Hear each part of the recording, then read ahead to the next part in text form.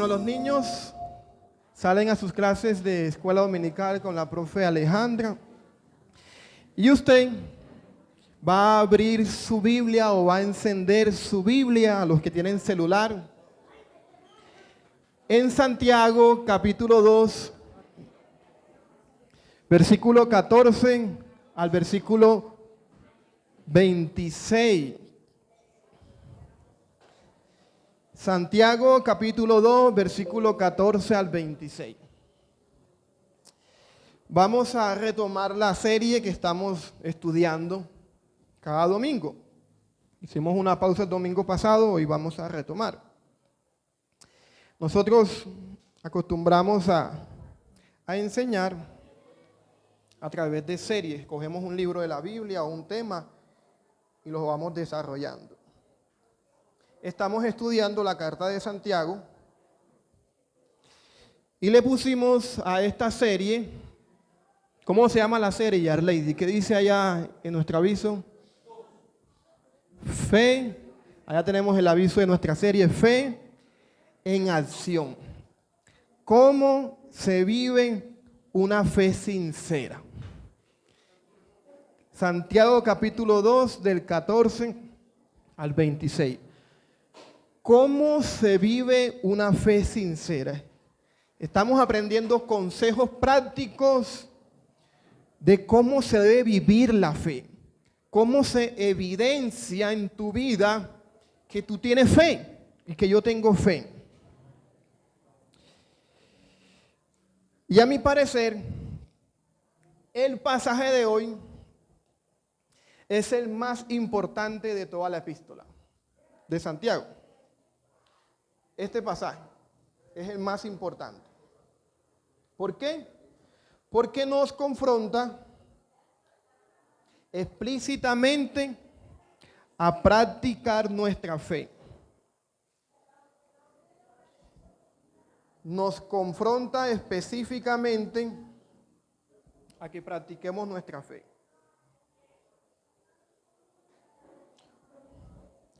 En los pasajes que hemos estudiado,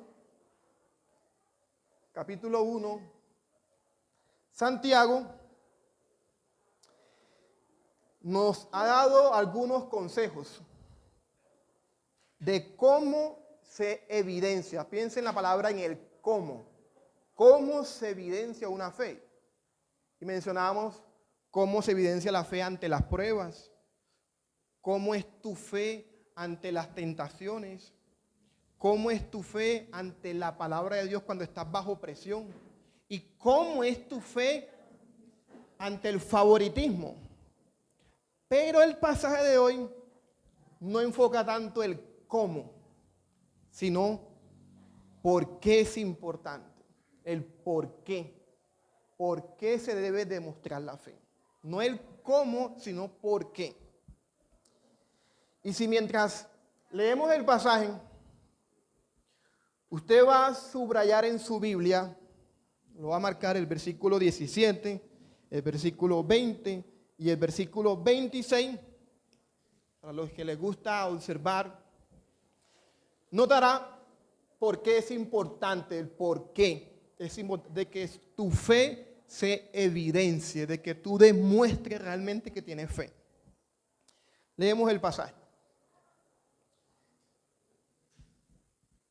Dice, ¿de qué sirve, hermanos míos, si alguien dice que tiene fe, pero no tiene obras?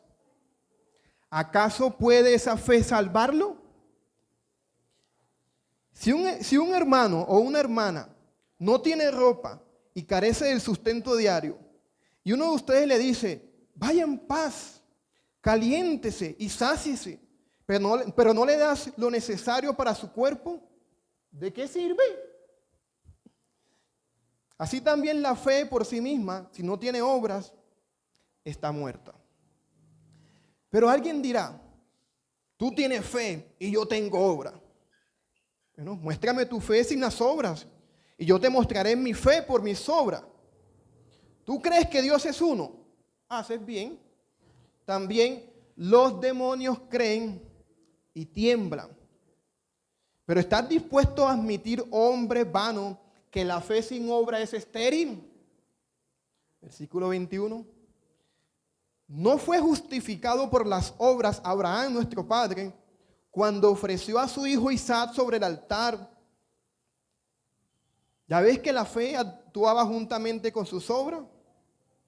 Y como resultado de las obras, la fe fue perfeccionada y se cumplió la escritura que dice: y Abraham creyó a Dios y le fue contado por justicia. Y fue llamado amigo de Dios. Ustedes ven que el hombre es justificado por las obras y no solo por la fe. Oiga, escucha esto, porque esto es controversial. Y de la misma manera, ¿no fue la ramera Rahab también justificada por las obras cuando recibió a los mensajeros y los envió por otro camino? Porque así como el cuerpo sin el espíritu está muerto, así también la fe sin obras está muerta. Padre, en el nombre de Jesús, ayúdame a exponer este pasaje de manera fiel. Ayúdame a ser claro, ayúdame a ser relevante, que hable a la necesidad de los que estamos aquí presentes. Que el creyente y el no creyente escuchemos hoy tu voz. Te lo pido en el nombre de Jesús. Amén. Bueno, para los que tomaron notas mientras estaban leyendo, versículo 17, versículo 20 y 27. ¿Por qué es importante demostrar nuestra fe con las acciones? Ahí se repitió una palabra. ¿Por qué? ¿Qué dice el versículo 17? Así también la fe por sí misma, si no tiene obras, está muerta. Versículo 20, pero ¿estás dispuesto a admitir, hombre vano, que la fe sin obra es muerta, estéril? Versículo 26, porque así como el cuerpo sin el espíritu está muerto, así también la fe sin las obras está. Entonces, ¿por qué es importante demostrar nuestra fe con las acciones? Porque una fe que no se demuestra está muerta. Ese es nuestro título de hoy. La fe sin obra es muerta. Y cuando me toca enseñar estos pasajes que son tan comunes para la iglesia, a mi parecer, me es más difícil a mí. Porque la mayoría de nosotros conocemos el tema. Hemos escuchado hablar en algún momento que la fe sin obra es muerta. ¿Cierto que es así? La mayoría de los creyentes. Seguramente un gran porcentaje de los que estamos aquí hemos memorizado esa frase. Fe sin obra es muerta. Pero el punto que me hizo caer en cuenta, Alejo, cuando estaba conversando con él sobre este pasaje, es que a veces, al parecer, a pesar de conocer las escrituras, a pesar de conocer la Biblia, nos cuesta poner en práctica lo más sencillo. Quiere uno como pasar por alto, ¿no? Ya eso me lo sé. Y lo más sencillo es lo que nos cuesta poner en práctica. Y a veces queremos como profundizar en las escrituras, profundizar en temas muy profundos. Y lo más sencillo, lo más básico, brilla por su ausencia en nuestra práctica diaria. Y yo creo que el problema de que nos cuesta practicar la Biblia, aún lo más sencillo, lo más básico, lo que te enseñaron cuando iniciaste a caminar la vida cristiana, lo que te enseñaron en el colegio, lo que te enseñaron, no sé, un predicador X, nos cuesta practicar eso, como expliqué en uno de los sermones anteriores, es porque nos acercamos a la Biblia solamente como un libro de información y no como un libro de transformación. Leemos la Biblia, que es muy bueno, solamente para aprender, para conocer algo, y se nos olvidamos que la Biblia también es un libro de santificación. Uno estudia la Biblia obviamente para aprender, para conocer, para ver cómo yo debo guiar a mi familia, para ver cómo yo debo guiarme en esta situación, para aprender a ser buen esposo, buen hijo. Pero si esa información no pasa a la práctica, solamente nos hemos acercado a la Biblia como un libro de información y no como un libro de transformación. Si queremos que la Biblia cause un efecto, ¿qué hay que hacer? Hay que practicarla, ponerla en práctica. Y eso es un problema. Un problema que a mí me preocupa. El no practicar la Biblia. Yo me siento preocupado, mis amados hermanos. En estos días meditaba en lo que dice Pablo en Gálatas. Cuando Pablo le escribió una carta a un grupo de creyentes que vivían en Galacia, y cuando él se fue, parece que los hermanos los confundieron y estaban viviendo un evangelio diferente, y cuando Pablo se entera, estaba llorando. ¿Qué les pasó? El trabajo que yo he hecho en ustedes en vano. Y empezaba Pablo, dice, oro por ustedes con dolores de parto, ¿sabes? Para que lo que se está predicando ustedes lo puedan practicar. Dice, para que Cristo sea formado en ustedes. No sé si les ha pasado de que uno le enseña al hijo, le enseña a la esposa, le enseña a la esposa, le enseña y estoy, ay, señorita, tiene el corazón más duro que la... Ustedes saben que la Biblia compara el corazón como una piedra, ¿cierto? Y hay piedras que tú las golpeas con un martillo y ¡prim!, se vuelven arena. Pero hay piedras que tú golpeas y son una china y ¡prim!, rechina. Porque hay gente que por su pasado, por su trasfondo, lo han rechazado, lo han criticado, no sé, tienen unos traumas, el corazón se cierra y tú le hablas y te rechina. Y tú te frustras. Señor, cámbialo, cámbiala, renuévalo. Y así me sentí esta semana meditando en este pasaje. Porque eso me preocupa, de que no respondamos a la Biblia. Digamos, ¿de qué me sirve conocer la Biblia de manera profunda si no soy buen esposo o buena esposa? ¿De qué me sirve eso? ¿De qué me sirve conocer la Biblia de manera muy profunda si no soy un buen padre? ¿De qué me sirve conocer la Biblia, conocer que yo tengo que ser un buen hijo? Y no lo practico. ¿De qué me sirve conocer las profundidades de la Biblia si mi corazón está lleno de orgullo, resentimiento, no hay humildad, no hay perdón en él? ¿De qué me sirve llenarme la mente de información, de conocer eso? De eso es lo que está hablando Santiago. El texto de hoy va a apuntar a eso, a que nos examinemos y miremos qué tanto estamos poniendo en práctica nuestra fe. Santiago hoy nos va a enseñar que la fe tiene que ser visible. Dígame, amén. Amén. La fe tiene que ser visible. De lo contrario, está muerta. Una fe sin obra es una fe muerta. Y la expresión fe muerta, por lo que veremos ahora que estudiamos el pasaje, significa una fe, obviamente, que no tiene vida, una fe falsa.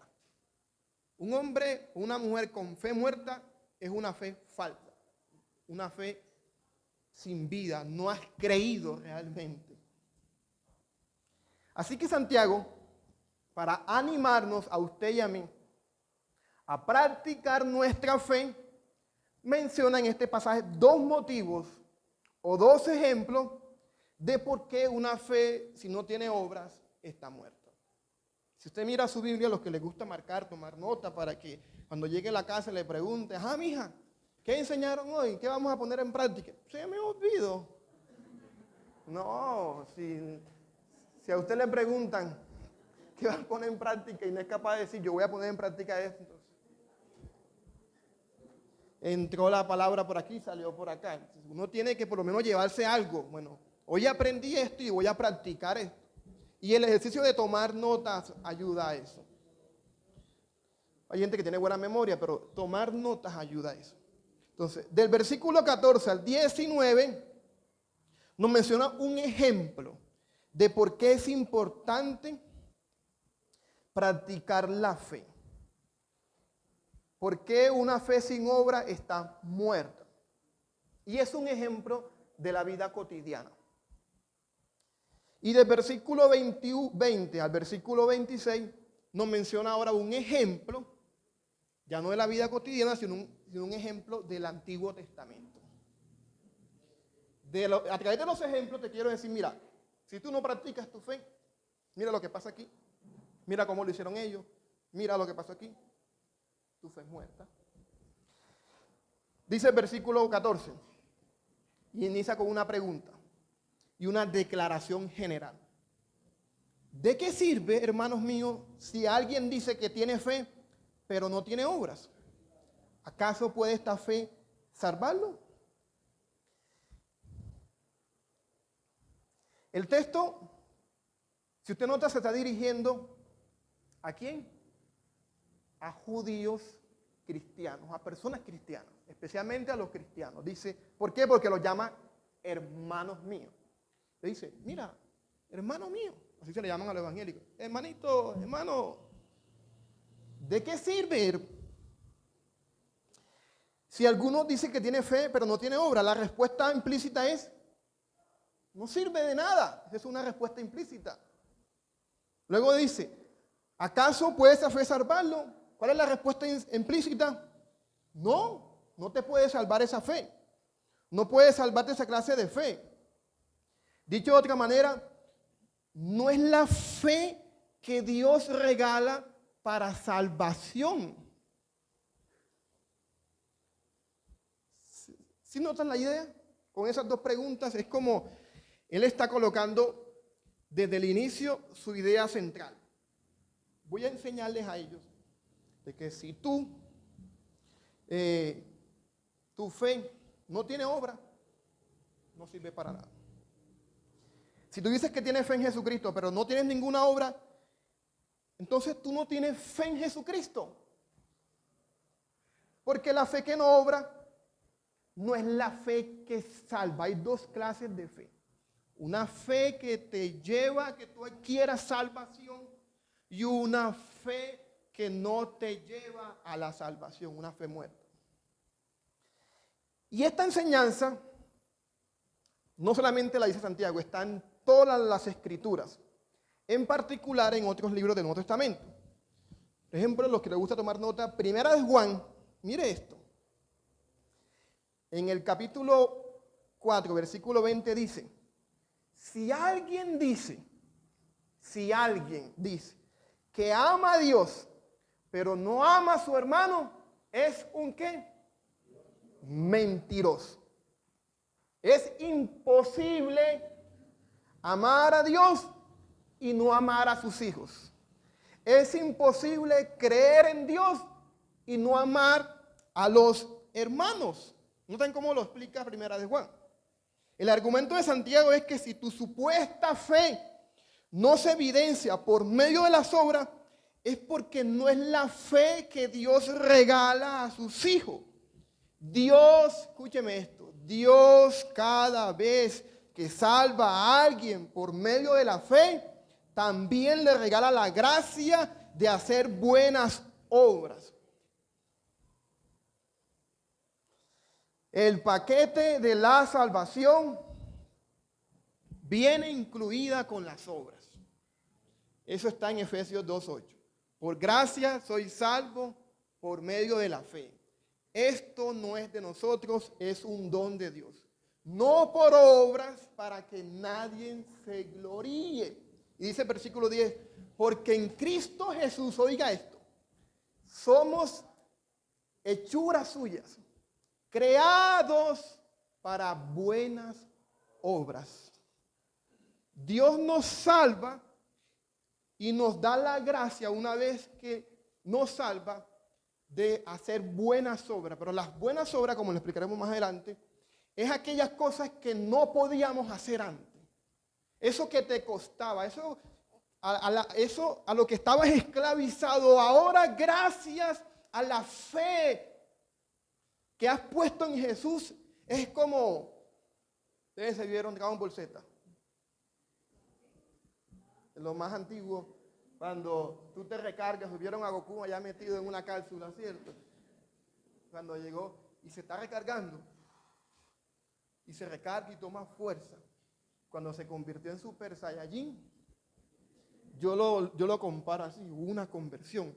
El Jesús Super Saiyajin es una persona que ha sido equipado, tiene las fuerzas que no tenía antes. Eso es lo que pasa cuando tú experimentas la conversión. Dios te equipa a ti con algo que no tenías antes.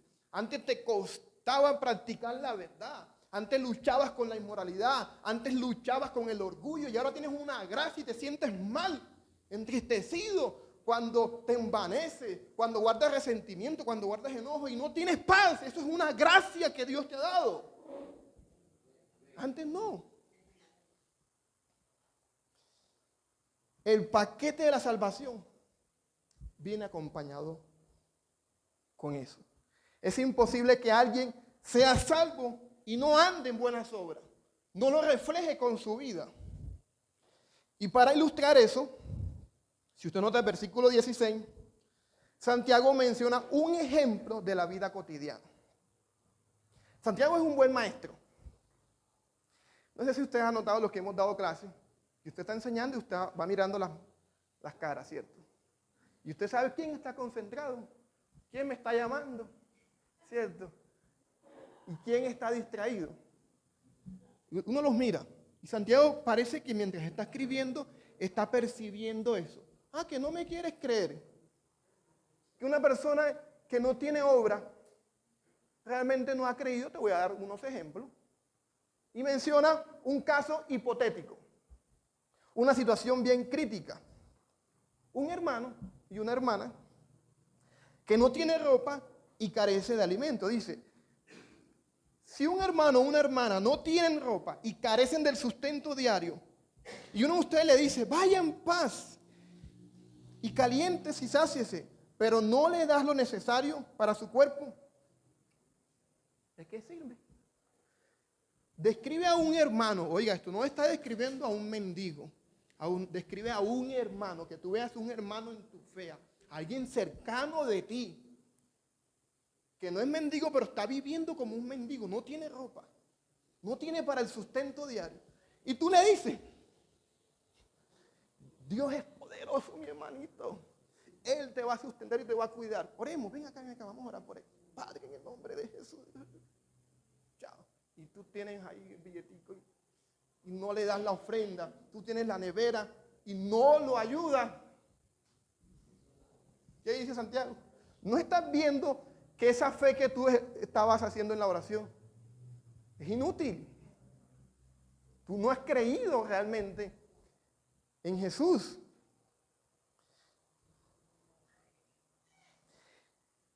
El argumento de Santiago es que esa persona no puede ser cristiana porque no evidencia su salvación con sus obras. Dice el versículo, ¿de qué sirve? O sea, esa fe no sirve para nada.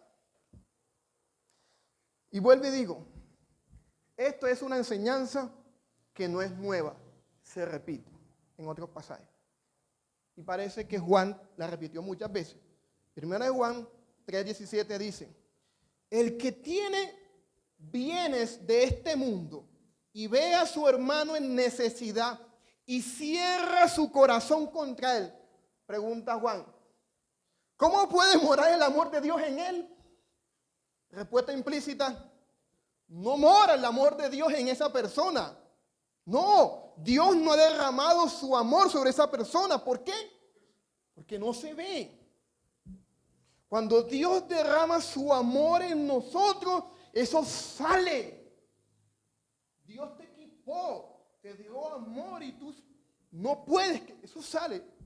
Pero dice Juan, si tú tienes bienes y cierras tu corazón, no mora el amor de Dios en ti. Y la conclusión a la que llega Santiago en el versículo 17 es, así también la fe por sí misma, si no tiene obras, está muerta. Es decir, si no demuestras preocupación por el bienestar de tus hermanos y no practicas, mira que está enfocado a las dos líneas, y no practicas el amor fraternal, tu carácter no demuestra un cambio, no eres una persona salva. Y eso es chocante. Nuestra fe se debe evidenciar en nuestras acciones y en nuestra conducta. De lo contrario, se pone en duda nuestra salvación y por lo que veremos ahora, se compara a la fe como la fe de los demonios.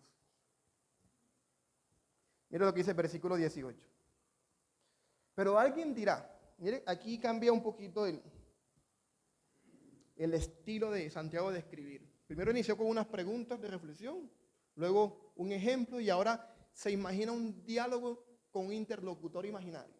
Y le pregunta a la persona, se la imagina y le pregunta.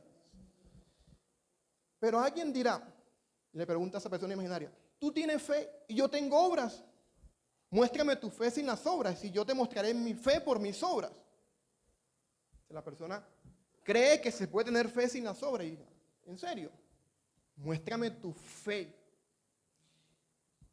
y yo te mostraré mi fe por mis obras. Yo no tengo que estar diciendo soy cristiano, soy evangélico. Yo te muestro mi fe por mis obras. Se nota el cambio de Dios en mi vida. No tengo que estar hablando, pero muéstrame lo tuyo. Y Santiago lo coge y lo remata con esto. ¿Tú crees que Dios es uno? Haces bien. También los demonios creen y tiemblan. Oh, mira lo que hace ahí Santiago. Él pone un ejemplo chocante. Porque él dice que los demonios también creen. Pero los demonios, aparte de creer, tiemblan.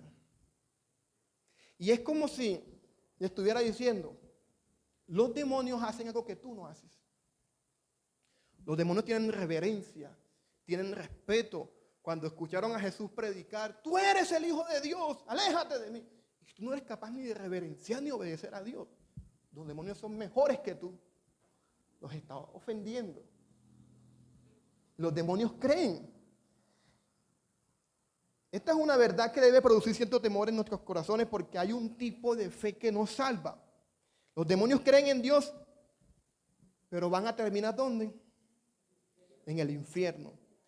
La fe de los demonios es una fe que estéril, inútil, muerta. La fe de los demonios es una fe que admite, oiga esto, cualquier parecido con la realidad es pura coincidencia.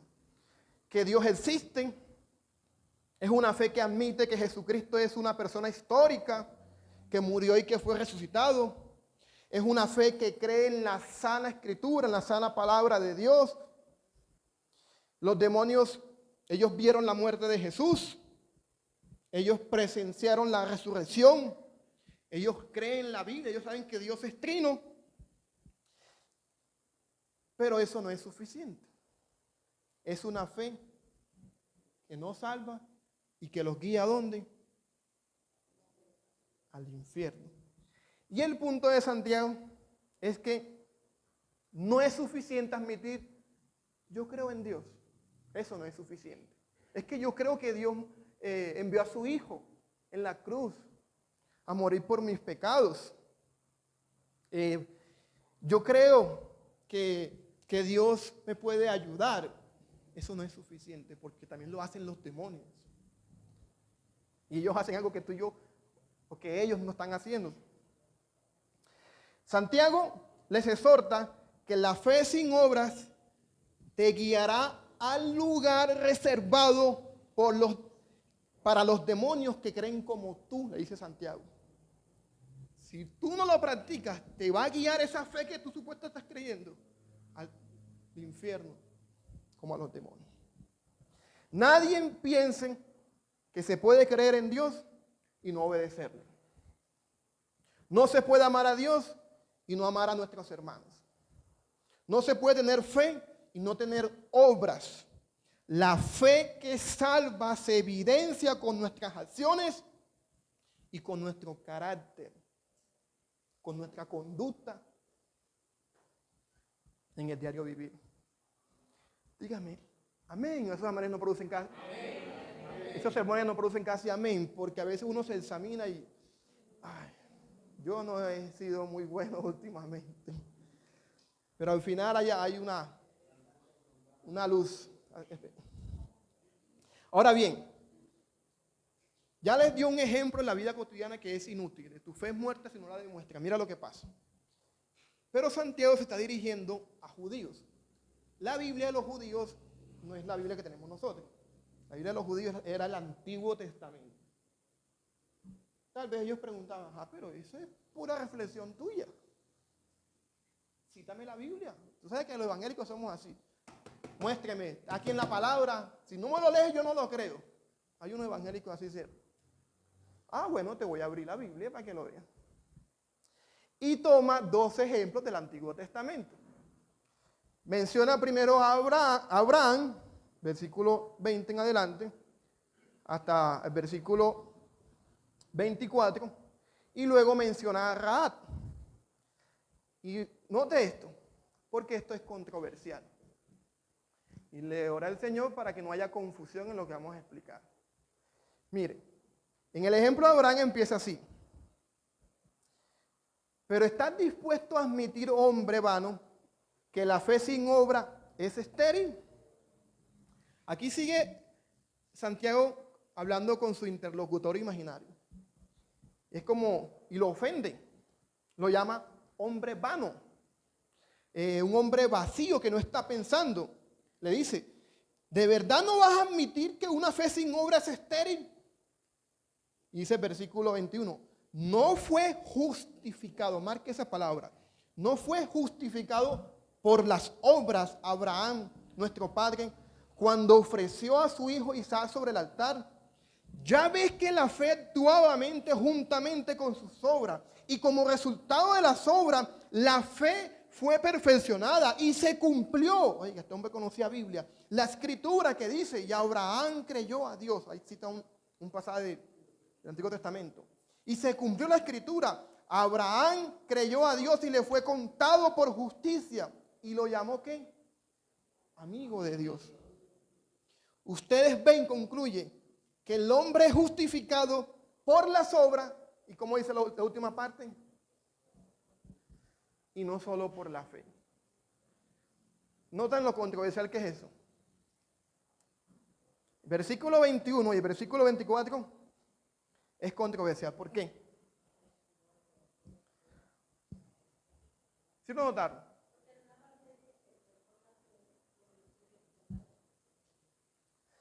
Porque da a entender que una persona puede ser justificada o salvada a través de la fe, pero también de las obras. Es decir, que la fe no es suficiente, hay que hacer buenas obras. Y eso no es bíblico. Pero si usted va a la casa del testigo de Jehová, del mormón, esos grupos que enseñan que aparte de creer hay que hacer buenas obras, te citan este pasaje. ¿Qué dice el versículo 24? Ustedes ven que el hombre es justificado por la fe, por las obras y no solo por la fe. Y uno como que queda patinando y, ¿qué le respondo aquí? Pero mira que en Efesios 2:8 dice que somos salvos por gracia, por medio de la fe. Mira que Romanos 3:28 dice que el hombre es justificado por la fe solamente y no por las obras. Entonces dice el evangélico, yo le creo a Pablo, pero yo le creo a Santiago, y no se ponen de acuerdo. Entonces es controversial y hay gente que dice, entonces yo no creo en la Biblia, porque la Biblia se contradice. Y obviamente en esos contextos a veces no hay espacio para lo que aprendemos aquí en la Biblia, que un pasaje debe ser estudiado dentro de su contexto. Porque lo está diciendo, que dice antes, que dice después. Usted no, ¿cómo es que dice? ¿Cómo fue que dijo? No me acuerdo quién fue. Que a veces a uno lo citas mal porque sacan las palabras fuera de contexto. Eso fue lo que tú escuchaste. Pero ¿en qué contexto lo dije yo? ¿Por qué lo estaba diciendo? Eso es lo que hacen esas personas. Entonces, ¿cómo uno resuelve esta controversia? Porque está diciendo que Abraham y Rahab fueron justificados ante Dios por obras y por fe. Pero en IBM, aquí en Robledo, hemos sido instruidos que Dios salva por su gracia al pecador solamente por la fe. Díganme, amén. Solamente por la fe Dios nos salva. Es lo que hemos enseñado aquí en el mes de la Biblia, cuando explicamos las 5 solas, ¿se acuerdan?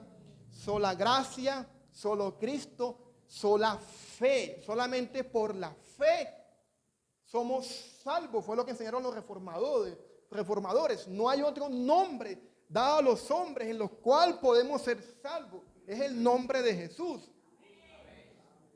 Por gracia soy salvo. Dios me salva a través de su gracia. Pero dice, por medio de la fe adquiero esa gracia. No es la fe la que me salva. No es que porque yo tenga fe me voy a salvar. No. Dios me salva por su gracia. La palabra gracia es favor inmerecido. Dios quiso darme el perdón a través de su Hijo. Pero para que ese perdón se reciba, ¿qué hay que hacer? Hay que creer. Y creer en la Biblia no es como los demonios. Ay, sí.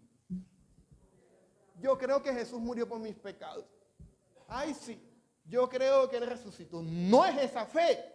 Es una fe que va acompañada con las obras. Que si yo creo que Él murió por mis pecados, yo tengo que arrepentirme de mis pecados y no seguir en la misma conducta. Yo estoy confiando que Jesús me puede perdonar. Eso es creer. Yo lo ilustro cuando tengo esas conversaciones con amigos, como cuando tú vas en un avión y el avión dice, decimos, oh, película. Queridos pasajeros, le informamos que estamos pasando por una turbulencia y al parecer nos vamos a estrellar. Coja su paracaídas. Y la gente coge el paracaídas y algunos se quedó sin paracaídas. Y las personas saben que cuando el avión se va a caer, es tu destino. Vas a morir. Vas a morir. Porque ya sabes que, entonces lo comparo con la vida. La vida es como un avión. Tú vas avanzando y tú sabes que en un momento, los 80, algunos más que se portaron bien, se alimentaron bien, llegarán a los 85, a los 90, no sé. Pero el avión tiene que caer. Y la fe en Jesucristo es como el paracaídas. Es decir, yo me puedo caer del avión con una perspectiva diferente. Yo puedo morirme con una perspectiva diferente. Me muero, sé que me toca morirme, pero me muero confiado de que cuando vaya cayendo, Jesús me va a salvar. Pongo mi fe, confío que Él me puede perdonar. Ya me arrepentí de mis pecados y Él me dio gracia y me está ayudando. Pero si tú te tiras sin el paracaídas, si tú sabes que no pusiste tu fe en Jesús, tú te vas a tirar sin esperanza. ¿Y cuál es el destino? Muerte. Y Santiago está diciendo, o Pablo está diciendo, que así es que tú adquieres la salvación, con esa fe. Pero nosotros vemos la aparente contradicción. Entonces, ¿cómo resolvemos esta contradicción? La respuesta es sencilla cuando tú y yo aprendemos a estudiar los idiomas. Los idiomas me refiero a que tú abres un diccionario. Si tú abres un diccionario, tú notarás que las palabras se utilizan de acuerdo al contexto y a la ocasión. Si no me cree, haga la obra o no, después en su casa, porque después se desconcentra. Busque la palabra gracia. Gracia. Y notará que esa palabra gracia no tiene una sola definición, tiene varias definiciones, porque esas definiciones se van a usar de acuerdo al contexto. Por ejemplo, en unos contextos gracia significa ¿qué?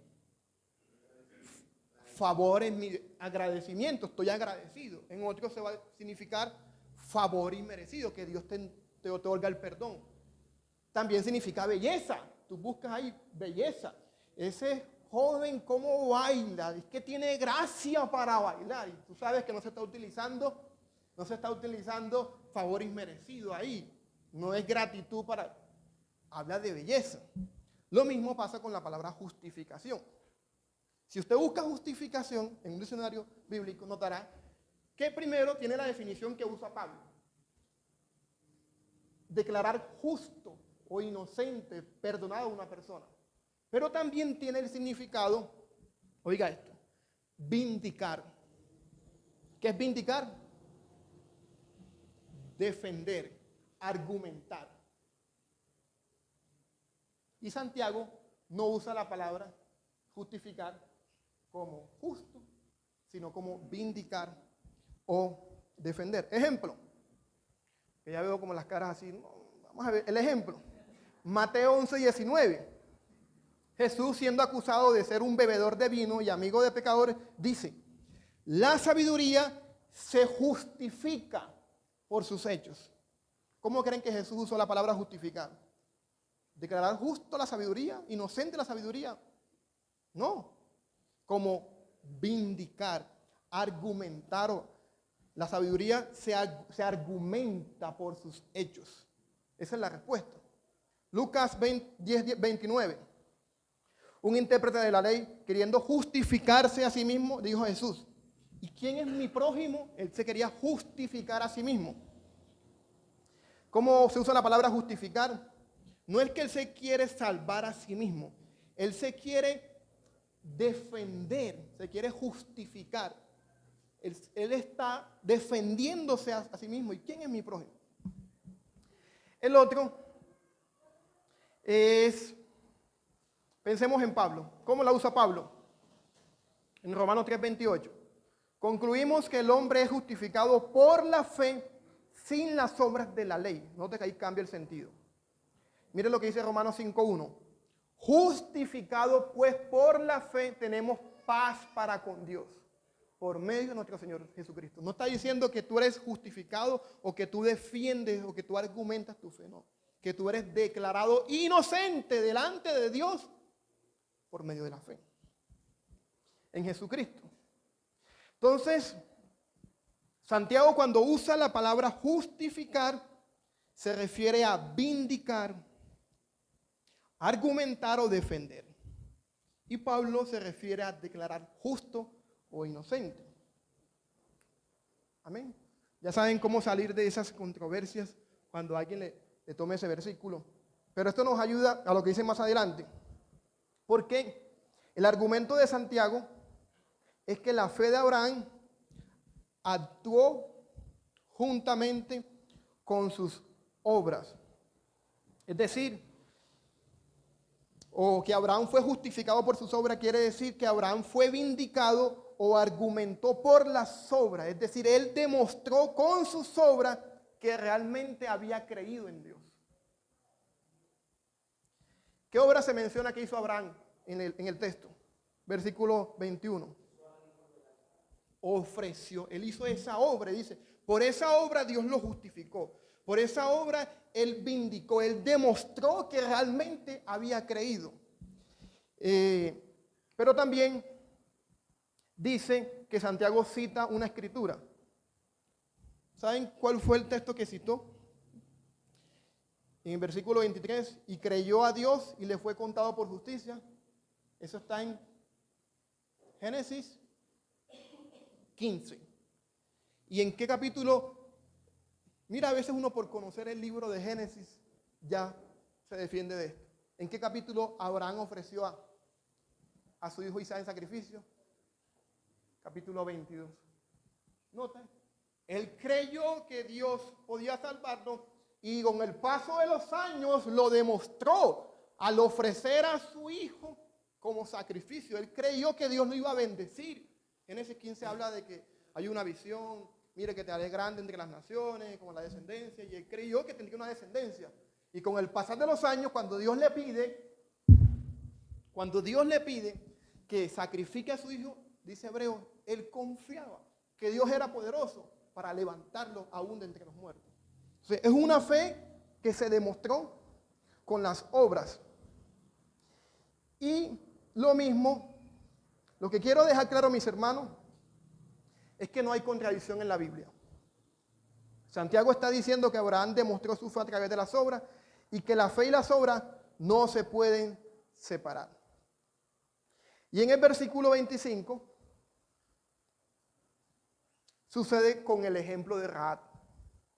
Ella fue, dice, justificada por las obras cuando recibió a los mensajeros y los envió por otro camino. Eso está en Josué capítulo 2, cuando mandaron 2 espías y ella escuchó, mira, ella no era del pueblo de Israel, mira, hemos escuchado lo que pasó en Egipto, yo creo que Dios es esto. Y cómo era cierto que había creído, yo creo que Dios de Canaán es la tierra de Dios, que no sé qué, y cómo lo demostró. Cogió a los espías, los querían matar y los escondió. Ah, no, esta mujer sí había creído. Entonces demostró su fe con sus obras. Entonces es importante aclarar que las obras, oiga esto, son el resultado de la salvación y no la razón de la salvación. Las obras son el resultado y no la razón de la salvación. Santiago no está diciendo cómo una persona es salva, sino cómo lo demuestra. Las obras demuestran que somos salvos. Nadie puede entrar al reino de los cielos por portarse bien, por las buenas obras, que yo soy buen esposo. Yo saco la basura todos los días, Señor. Yo me porto bien en el colegio, en la universidad. Es que yo ayudé al mendigo esta semana. Mira que hablaron de buenas obras y yo vi al mendigo y le di una monedita. Yo soy salvo. No. Eso no es lo que está diciendo Santiago. Nadie es salvo por obras. Las obras son el resultado de haber sido salvado. Es importante evidenciar nuestra fe, porque una fe que no se demuestra está muerta y revela que no ha sido salvo y que está siendo transformado. Una fe que no se demuestra con las acciones es falsa. Lo confirman los ejemplos de la vida cotidiana y lo confirma el Antiguo Testamento. Por lo tanto, el llamado es a practicar nuestra fe. Y quiero que pensemos en 2 aplicaciones y con esto concluyo. Y 2 aplicaciones con mucho cuidado. Insisto con esto. El llamado no es hacer buenas obras para ser cristiano. Que yo voy a hacer buenas obras ahora para ser cristiano. Hacemos buenas obras porque somos cristianos. No se puede separar la fe y las obras. El paquete de la salvación viene con las obras. Pero si somos sinceros, tú te examinas en esta mañana y empiezas a buscar el fruto del Espíritu Santo, lo que dice la Biblia, que cómo debe ser el cambio de una persona. Y en vez de